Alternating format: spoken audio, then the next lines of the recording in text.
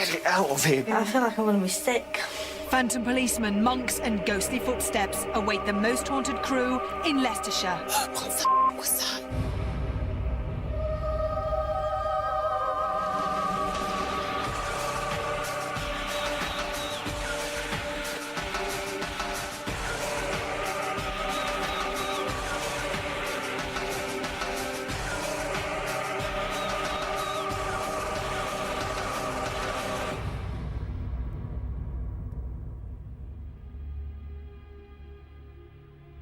Hello and welcome to Most Haunted. We've come to a place that houses so many different kinds of ghost sightings, from a white lady to a monk and poltergeist activity.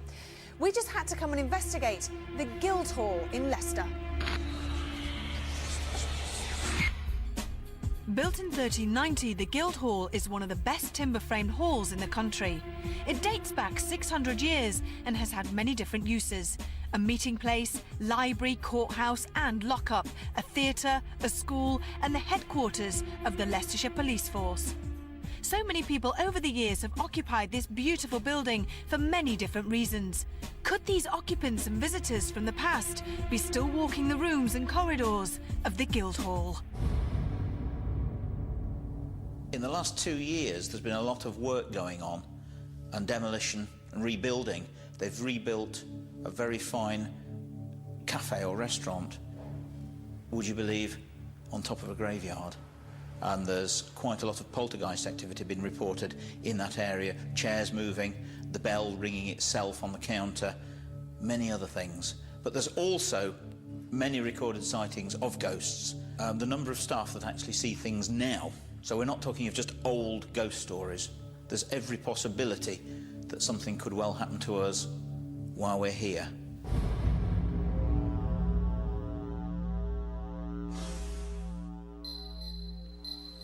A phantom known as the White Lady has been seen in this room on several occasions. Furniture, like this table, has also been known to move on its own, and doors like to unbolt themselves when they've been secured. Another apparition has been seen, that of a monk standing right by this Bible, and the pages mysteriously turn on their own. There's a large King James I Bible on the table in this room, and no matter how many times the staff close the book at night and go home, when they come back in the morning, the Bible's open again.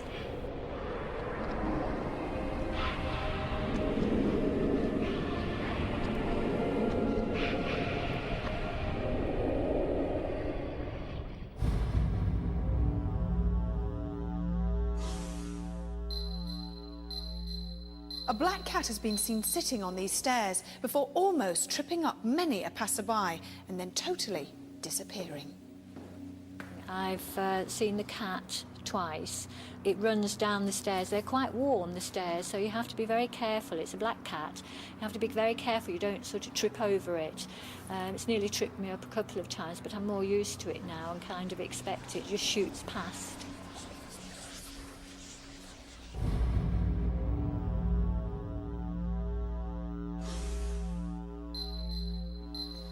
In the jury room, loud footsteps are heard and objects like to move around on their own. Voices are heard, and as well as the apparition of a policeman, a dark shape has been seen moving around.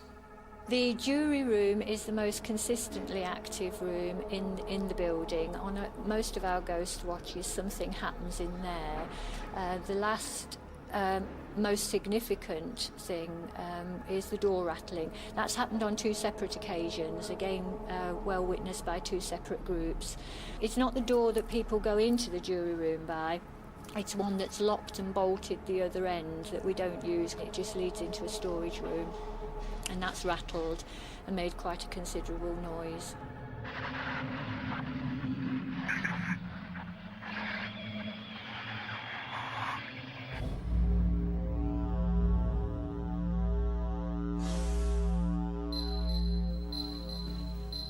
Cries of anguish are often heard here in the cells.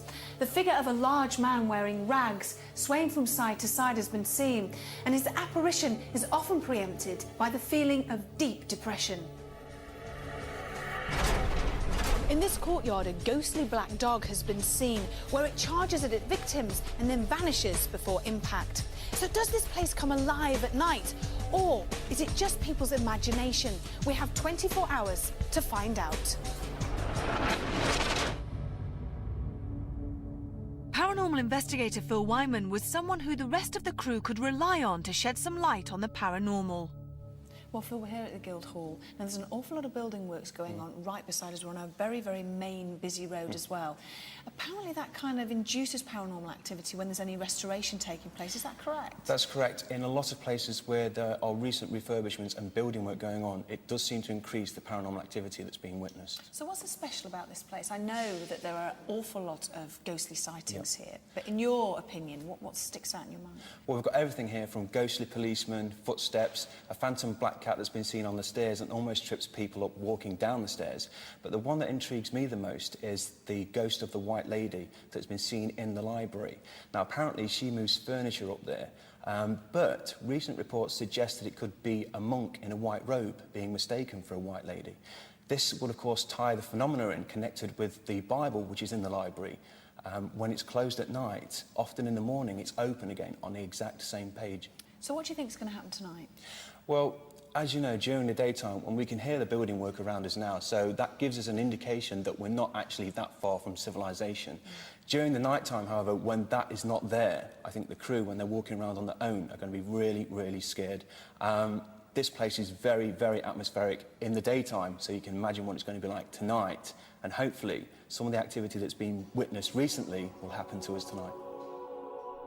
The Guildhall is situated in the city centre of Leicester. With the noise of traffic and people bustling past the building, the crew and I didn't feel apprehensive. We invited psychic Derek Akora to join us and hopefully shed some light on the supernatural occurrences that seem to plague this old building. With our team assembled, we were ready to begin our investigation at the Guildhall, Leicester.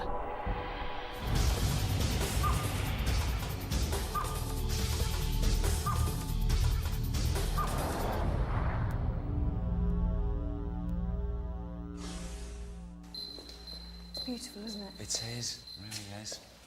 Now, just coming in now into the energies and the atmosphere here, it's like, it's not so much whispering, but it's in this is the residual energy. And I feel this might go way back because there's so many levels here. I was counting 6, 7, maybe 8 levels. And the base level, hopefully meaning the first, is if I've got or seem to be surrounded by a group of men. And this group of men would have been used to being here. I won't say it's secretive, but it's like, the only way they thought themselves elite. Because in this ether here, I feel elite. I feel as if these men used to make decisions, big decisions, and those decisions would go away from this building and affect, you know, the whole area. Okay. And some of them were just, I feel, but I'm also getting a tinge with them, of the couple who were power hungry. And they were, well, not evil, but had nasty ways about them. I'm also, as we come again, it's still in this atmosphere here, I feel as if we've got, earlier I heard, and again it's in the residual energy, I heard, and it's all over this site, this building, young children away as if they're in, you know, like classroom status, and they're children away. And I heard a woman's voice, a real sharp voice, saying, "Stop, stop, listen to me." And a real cruel-minded person.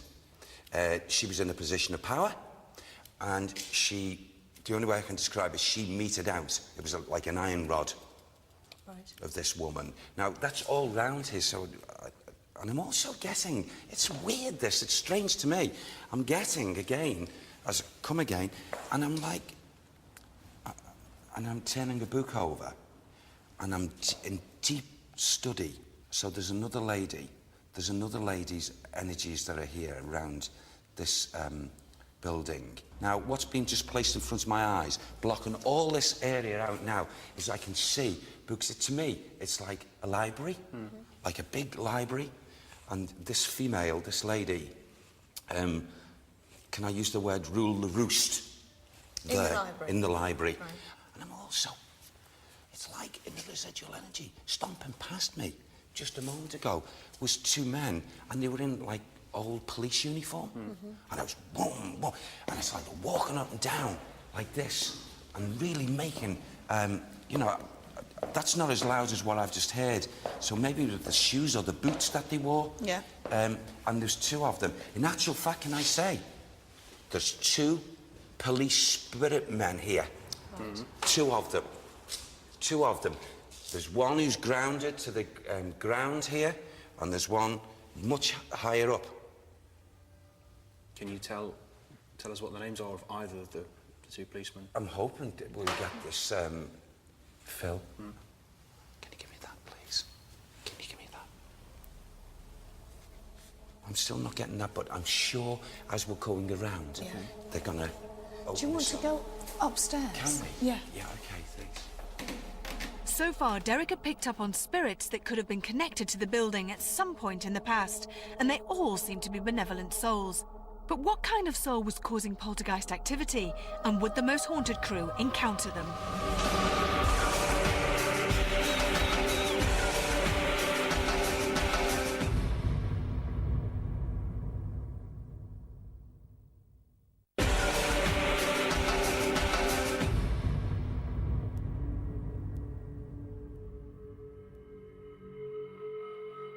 Our night at the Guildhall Leicester was proving to be interesting.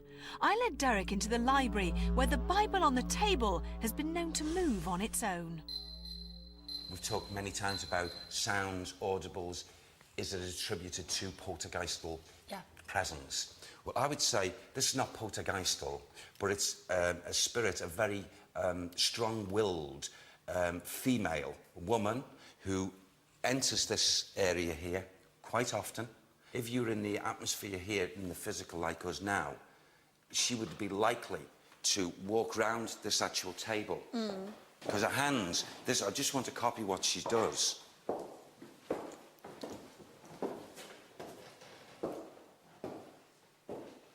Is this the strict lady that you were talking about earlier on to do with the school, or is this somebody No, else? there's two females, yes. And see this here? Yeah.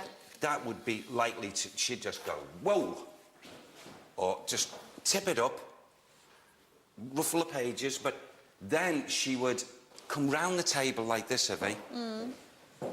And if that, or what was placed there, if that had not startled someone, she would go in this direction here. These, see this here, the Holy Bible? Yeah. Would be, you know, out of place, pushed out or what have you. And I feel she goes through doing these two things. What's this woman's connection? The only way I can describe it, she was like a school mom, teacher, and she had a side to her nature that she didn't want people to see. And I feel that's why she's in torment and she's not at rest and what have you, because I feel she got up to things that were quite despicable. What sort of things? Cruelty. To the children? Yeah. It was meted in the direction of the children. And the children couldn't do anything about it because she was like the controller, the top person. Is this room in... Are you picking up the fact that it could be active? Or is she just, like you say, she comes every now and again? She does come here and it's like retracing her steps in thought, and she walks around this table. She, at times, not all the time, but would do things with this fling that book. Can you try and ask Sam for a name? Can you give me the name of this lady, please? Winifred. Winifred. I'm guessing the lady's name, the other lady who's here as well. Right. Her name's Charlotte. Charlotte.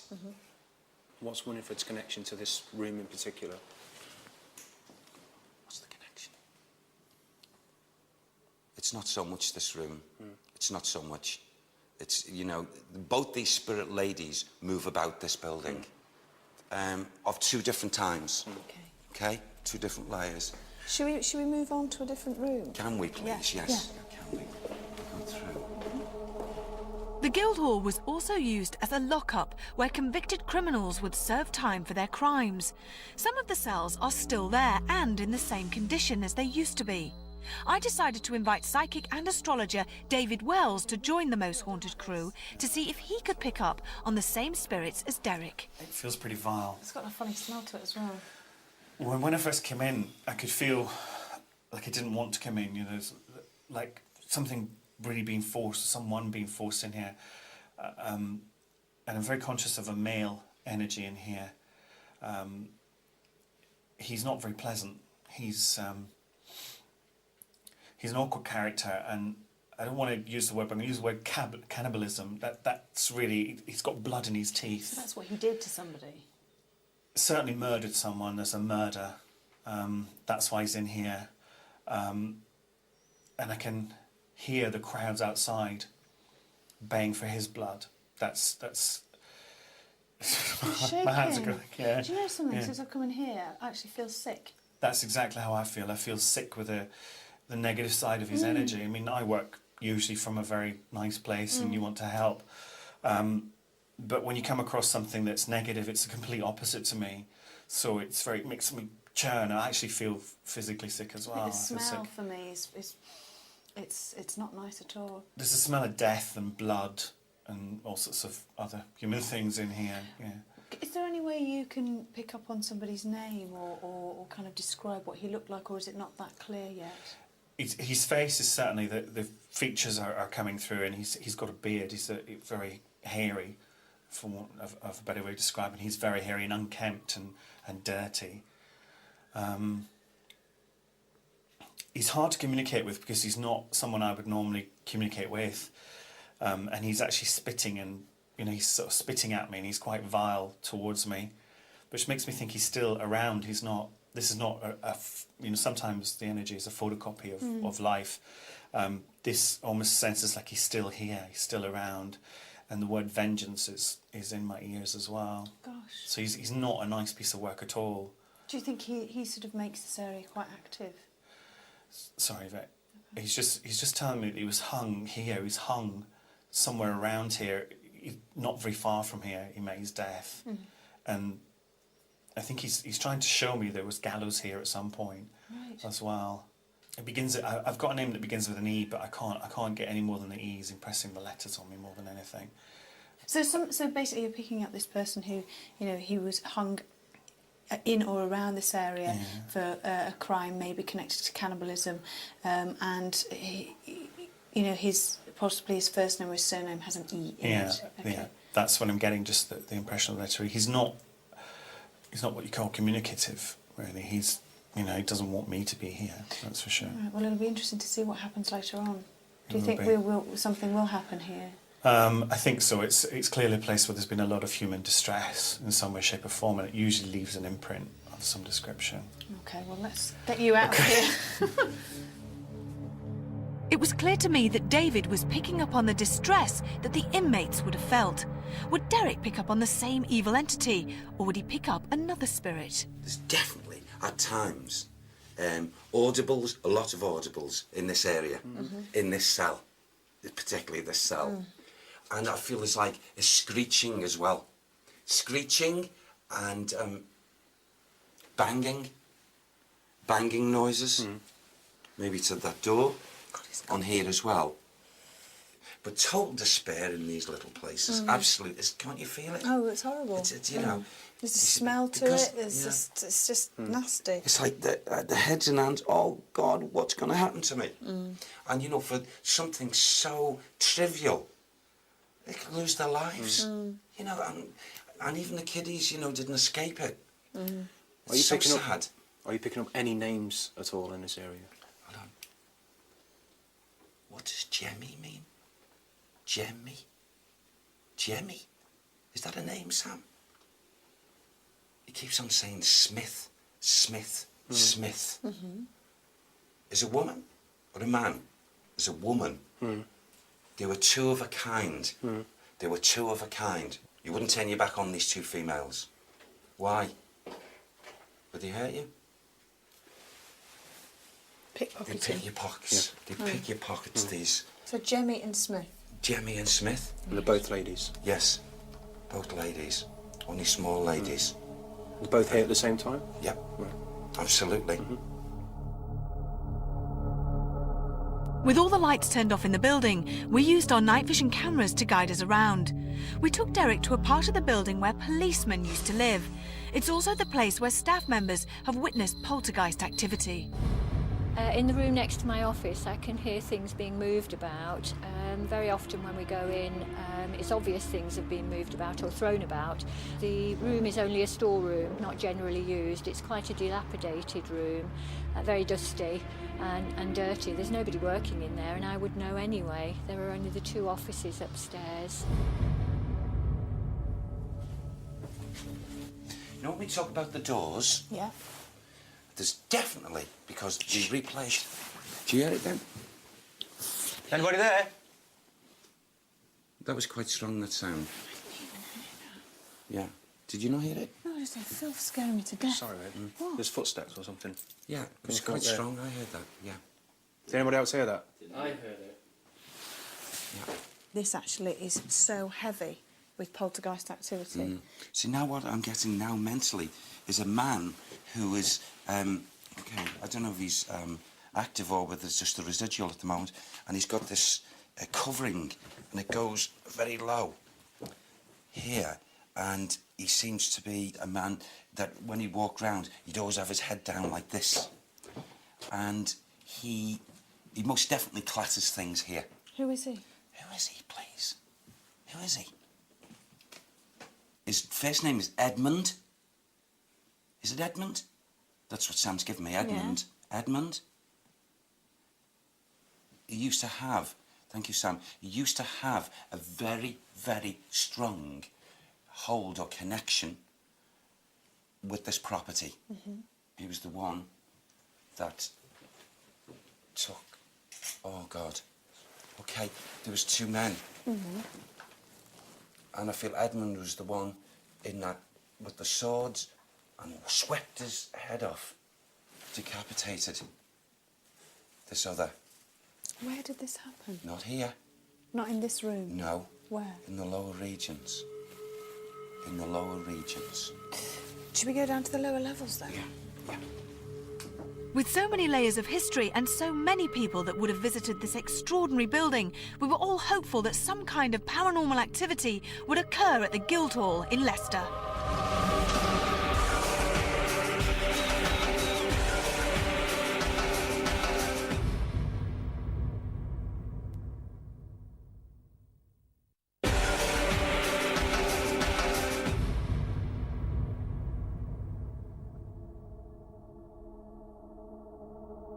The library seemed to be a place that intrigued Derek.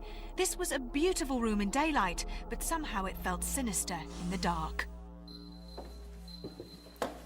Yeah, so, like, just as we've entered here again into this room, that replay comes back to me, even from the residual energy. And it seems to be, we're up this area here, and it's like as if this, like, there's 2 men. The 2 men are in earnesty of wanting to hurt the other.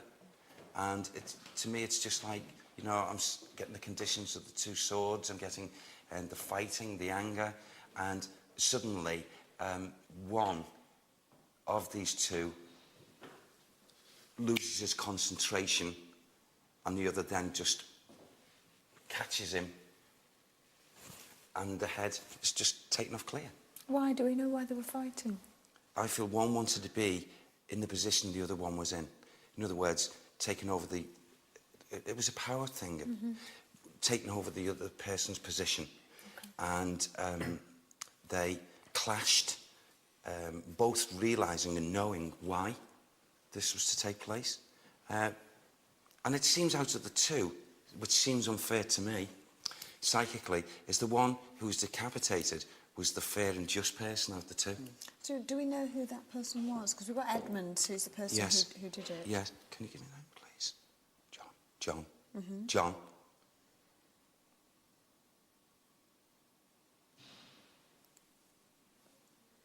Come on, a bit more. You know, what the feeling I get now is that in this duel and the clash between these 2 men, I know it was a power struggle thing for gaining position of one of the other, but I'm also getting this unique, unbelievable... Do you trust my senses with this, Sam? Because it appears, Phil, that these two men could have been related. Right. They could have been related bloodline. You know, I'm also getting, where I got the name John before, I get John Francis, or John Francis, but there's something else to go with that name. That's the John person that was Francis. killed. Something. I feel, and there's another name. If people were to walk into this atmosphere, the fear in this atmosphere here would probably make a person bolt out the room. Really? Yeah. Right. You know, where they were in action, you know, trying to kill each other. However, they may also experience, just through the normal senses, audible noises. Okay. You know, clashes of steel. Yeah, really? Oh, yeah. Because it's in this atmosphere. You say one was older than the other one? Yes. Which one was the younger of the two? Gosh. The older, thanks Sam, the older man in this fight, this duel, was the person that was in the higher position, trying to be dislodged by the younger man. You know, I wouldn't be at all surprised whether this was like uncle and nephew. Right. I really do know it's bloodline. No chance that Sam could try and get us a surname for this, is there? I'm going to ask him right the way through this investigation. I'll keep, you know, having a go and see what he... And it may just come through, Okay. you know, All right. Well, that let's... way. Do you want to move on? Yeah. Okay. It was time for the crew to split into groups so we could investigate the property thoroughly. Various crew members concentrated on the main areas in the house, whilst I decided to take my group, Kath, John, Tom and David Wells, down into the cells. How does everybody feel in here? I mean, I feel fine. I mean, I wouldn't want to be in here on my own. I feel claustrophobic. I do feel claustrophobic, and I know when we walked in here, I know it's quite cramped. I also have a preconception that people were kept in here and up to 17 people, which makes me 17 people? Yeah, apparently there's a sign outside saying up to 17, and I think it was in the other cell, but the other cells, it's about the same size, isn't it? It's definitely not any bigger. And so for me to walk in here and imagine that this was the actual cell where up to 17 drunks or whatever would be held. You'd have to stand up though if it was 17. It's not as bad as the other one, but it is still, it makes me feel heavy, makes me feel, you know, really pushed down on. The energy's pushing in. Has the smell changed in here? Does it smell different to you from when we first came in, or is it just me? It smells a heck of a lot different to the other cell, doesn't it? Yeah, it does. The other cell definitely smells... Considering this has got a vent as well, like. Yeah. maybe that's the reason you've got ventilation. God, there's a real mix in here. I can feel ropes around my neck. I can feel pushing. I can feel vile taste in my mouth. Just everything. I had a funny taste in my mouth. Did you? Yeah. It might have been the same spirit impressing it. Just claustrophobic, isn't it? I'm actually getting a bit... But airless. Yeah. I have to say this as well. There's someone, and I don't know who it is, but they're saying to me, imagine what this felt like when people were being sick, when they were urinating. Oh, God. I mean, it sort of sounds through that door, but I presume it's coming from upstairs. Yeah, I can hear the sound. Sounds like the door banging too, doesn't it? It just sounds like there's something there. Should we go out? Shall we? Oh, God, sorry.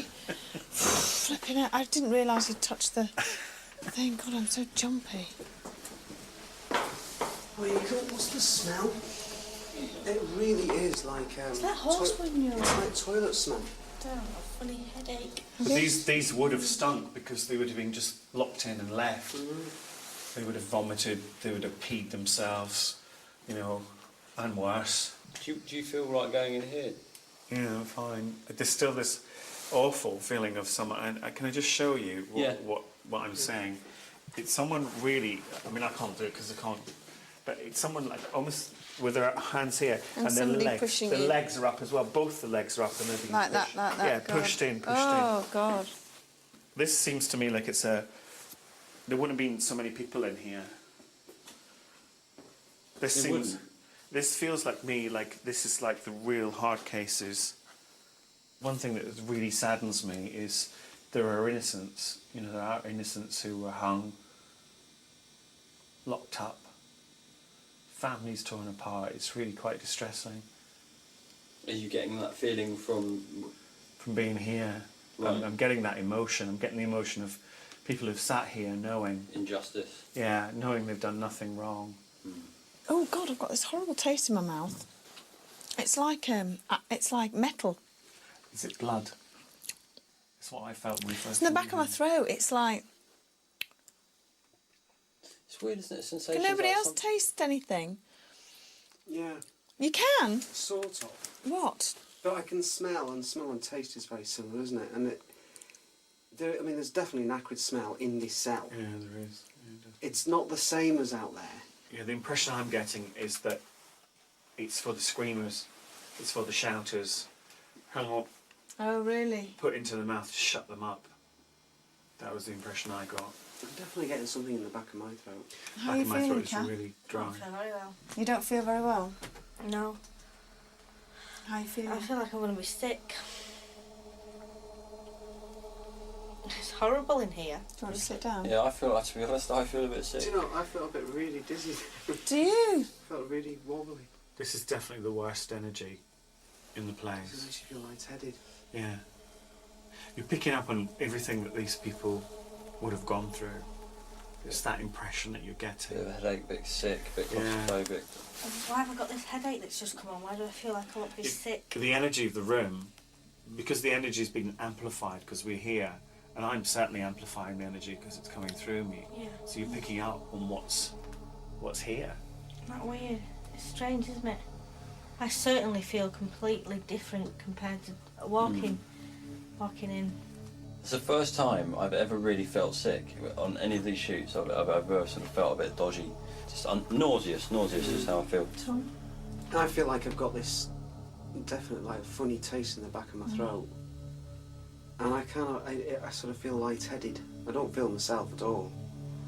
It doesn't feel right. My teeth are hurting. Is it getting? Is it The just back of my teeth. stronger, or it just feels to me like finding it a bit? Just take a deep breath and. Yeah. This was a first for us. We had never experienced anything like this before, where the whole group felt ill in such a short space of time. I decided that we had done enough in the cells and that it was time to move on. So whilst we went up to the upper floors of the main house, where poltergeist activity had been reported, Stuart and Carl came to take over in the cells. It would be interesting to see how they would be affected. You alright, Stu? Yeah, fine. What, Stu? Yeah. I'm locking you in, mate. Oh yeah. Yeah. Are you cool with that? Yeah, I'm fine. Yeah, that's fine. I'm Sure. okay. So if I push that, yeah, Yeah. that's locked. Where are you going? I'm going in the other cell.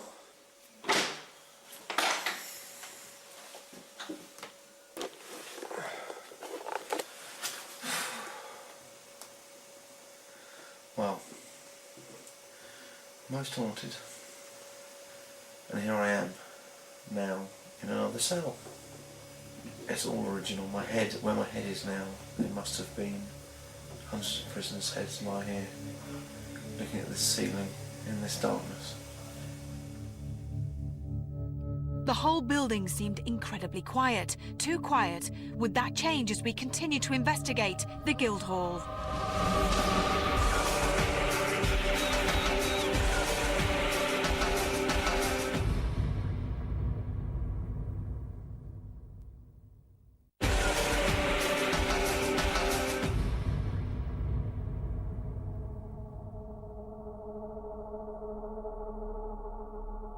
In another part of the building are a series of rooms that used to house police officers. In 1836, the Guildhall became the first borough police station, and the force was the third oldest in the country. Would my group experience any poltergeist activity that had been witnessed by so many visitors to the building? And would David be able to tell us who or what was causing it? Falls on the stairs and flat. What the was that? What the was that? Tell me. I'm telling you, I heard a beam crack. No, but did you not feel the whole bloody thing just move the whole building? No, I of course didn't. I didn't feel that. I did. Did you? I heard the sound of a rumble. I heard a rumble. It sounded like one of these beams up here that kind I of felt creaked. the whole building move. I heard a rumble. I heard you say something, and just in the background. But I'm telling you, I did hear a groan, and that wasn't. A groan? You, it was like the groan. It's like being on a ship. You know, on a ship, like an old ship groan. Yeah. Yeah, kind of like groaning, kind of. And it sounded like. What was that? Jesus. What? Nothing. This room is just, when you come in this room, it's almost as violent as the cells. Come on. Should we go through? You're right, It Kev. was really like, You're right, Kev. I felt the whole flipping floor move then. Well, do you think this poltergeist activity in here could be? I think that is something what that I could mean. move things? Feels like a room where there's movement like that. What about, is that door open? Can you open that door, David? Do I want to open this door? Yeah, I can open it. Shall we go It's like through? an office.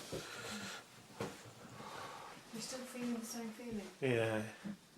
As we walked towards another area in the old police wing, Carl and Stuart were sitting patiently in separate cells, waiting for something paranormal to happen.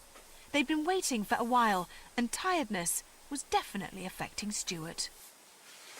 I want to see some poltergeist activity. I want to see one of those boxes there fly across the room. And if it can do that, well, it'll make my day. Show yourself to me, please. I know you're here in this room with me.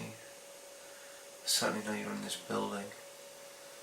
And if you are, I know you can hear me. Please try to show yourself to me, please. Would you like to show yourself? Please, please, please. Show yourself. I can't keep asking this question over and over again because it's going to become too boring. I'm going to ask you one more time to show yourself. If you're not willing to show yourself, well, I presume that you want me to stay here because I've asked you the question. If you'd like me to stay, stay silent. If you want me to go, oh, excuse me. If you'd like me to go, well then knock on the door twice and I shall go.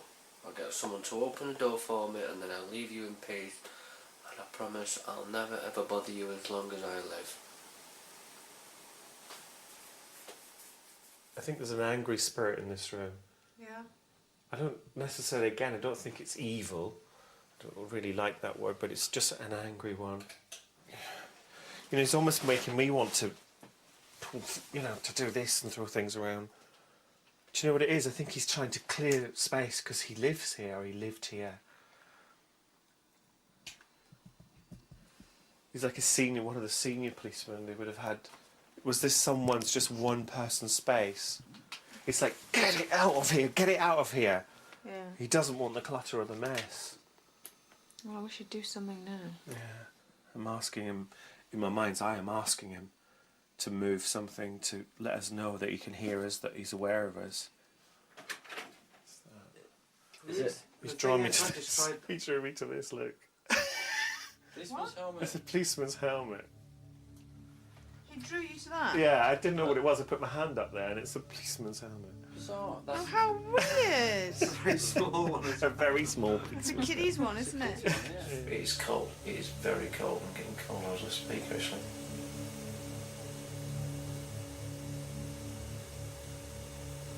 Is there anyone here? Hello? Is there anyone here? Fuck! Well, that's maybe set up. Hello? Is there anyone here? Is there anyone here? Well, that's maybe set up. Everything alright? I just thought I heard something, Stu. Are you still locked up? Yeah, there's nothing happening. Well, I've just heard something in here. Have you really? It's absolutely dead in here, so... Which is a shame. It is.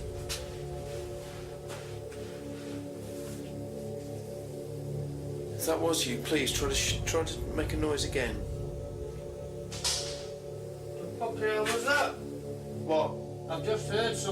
land on the floor. But I can't get out, I'm bloody locked in. Do you want me to unlock here? Hey? Do you want me to come and unlock here? Because I'm not locked in. Carl and Stuart investigated the sound but could not find the source. The noise that was heard was loud and sounded as though something had fallen onto the floor. What the hell was that? With so much time spent in the cells, the boys decided to move on elsewhere. Meanwhile, Phil's group had decided to investigate the library. They had spent such a large proportion of their time waiting for something to happen. Their patience paid off. They heard and caught on camera the most audible ghostly footsteps ever witnessed on Most Haunted. If you wish, use me as a host. Approach me, and you're welcome to use me as a host.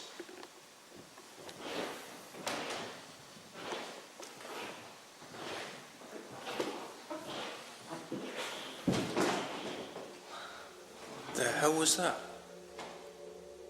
Hello?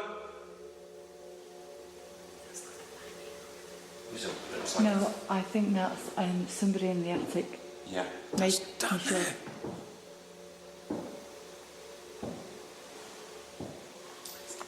Up there. Up there. Is the stairs there?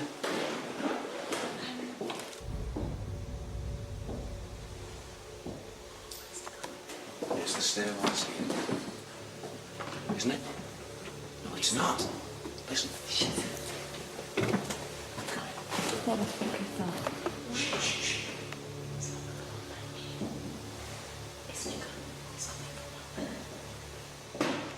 It's coming from up there. The night at the Guildhall had been quiet and frustrating for some, and for others liberating. Richard Felix had finally achieved his goal. He spent a total hour on his own in a haunted cell. He was very lucky and I think a little disappointed, as nothing out of the ordinary occurred.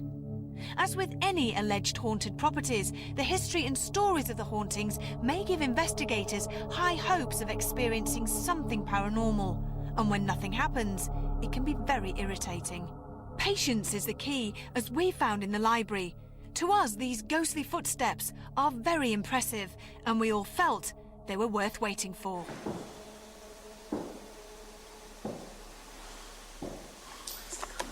There.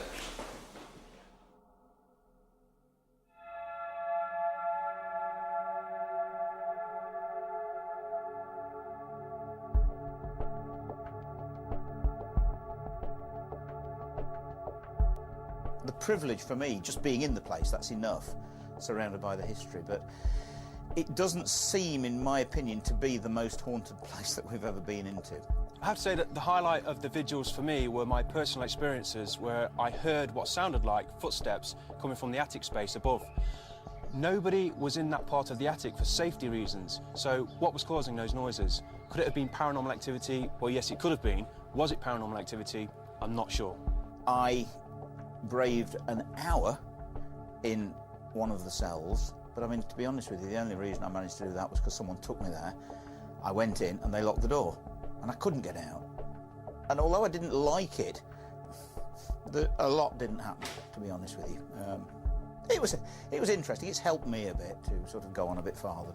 Overall, I really enjoyed the investigation at the Guildhall in Leicester.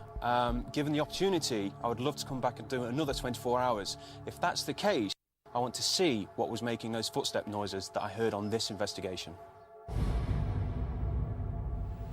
When Yvette's group goes down to one of the cells, Yvette first of all reports experiencing a very strange taste in her mouth. And when she asks the other members of the crew, they also report feeling unusual, smelling unusual smells, or even feeling sick. Now, what could explain this is there's some degree of autosuggestion. That is, when somebody suggests that maybe they are feeling ill, that people start feeling that way. So that could be a perfectly normal explanation for these apparently unusual experiences. The hell was that?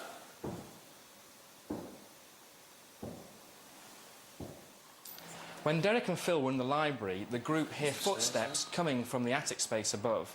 And this was a space which was completely inaccessible.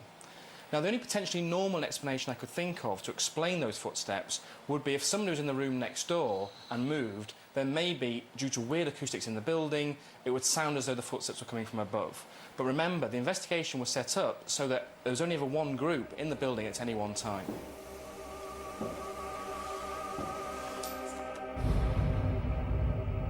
Even though not much activity was witnessed at the Guildhall in Leicester, the noise of those footsteps will haunt me to the grave. Until the next time, sleep tight.